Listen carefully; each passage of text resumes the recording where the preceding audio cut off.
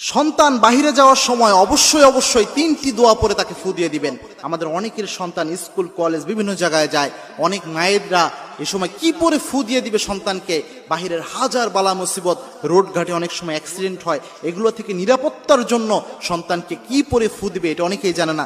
অবশ্যই তিনটি পরে সূরা পরে সন্তানকে ফু দিয়ে দিবেন, তিনটি দোয়া পরে। এই তিনটি দোয়া রাসূল সাল্লাল্লাহু আলাইহি ওয়াসাল্লাম নিজে প্রেসক্রাইব করেছেন এবং অত্যন্ত অথেন্টিক হাদিস, সহিহ হাদিসের মাধ্যমে এই তিনটি দোয়া প্রমাণিত।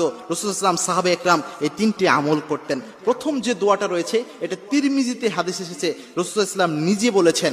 আল্লাহর হাবিব সাল্লাল্লাহু আলাইহি ওয়াসাল্লাম বলছেন, যখন তোমাদের কেউ ঘর থেকে বের হয় তখন যেন ওই ব্যক্তি পড়ে বিসমিল্লাহি তাওয়াক্কালতু আলাল্লাহ ওয়ালা হাওলা ওয়ালা কুওয়াতা ইল্লা বিল্লাহ। এই দোয়া পড়ে যেন নিজের মধ্যে ফু দেয়।